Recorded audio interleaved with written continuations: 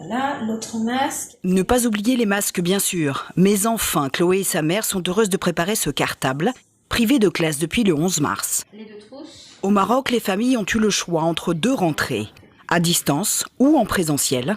À Tanger pour Chloé, pas d'hésitation. C'était long le confinement? Ouais, c'était long. L'école à la maison, t'as pas trop aimé? Non.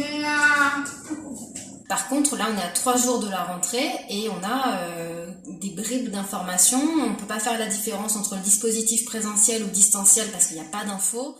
Et quand malgré tout les emplois du temps se précisent, l'organisation se complique. Pas de présentiel à 100%, Chloé ne sera en classe que la moitié du temps, mais Anne-Sophie doit reprendre le travail, notamment pour payer l'école dont le prix, lui, n'a pas changé. On paye à peu près 350 € par mois. Ça commence à faire beaucoup pour aussi peu de temps, même si on comprend bien les problèmes sanitaires, logistiques qu'il y a à mettre en œuvre. Voilà, il faut mettre en place un dispositif particulier, mais c'est un petit peu léger quand même, là, pour le coup. Dans les écoles, les protocoles de rentrée ont dû être affinés jusqu'au dernier moment. Car au Maroc, 80% des élèves auraient choisi de venir en cours. Un casse-tête pour mettre en place de strictes règles sanitaires dans les établissements et organiser en même temps l'enseignement à distance.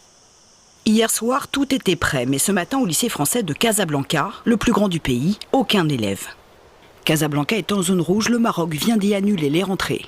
Nous pouvons comprendre que de nouvelles mesures soient prises, mais nous ne comprenons pas la communication et la méthode. Elle est inacceptable.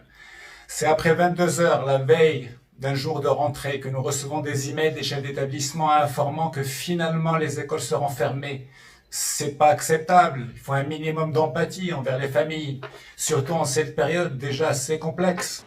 La rentrée 2020 a bien eu lieu dans le reste du Maroc, mais les protocoles peuvent encore changer et d'autres écoles fermées.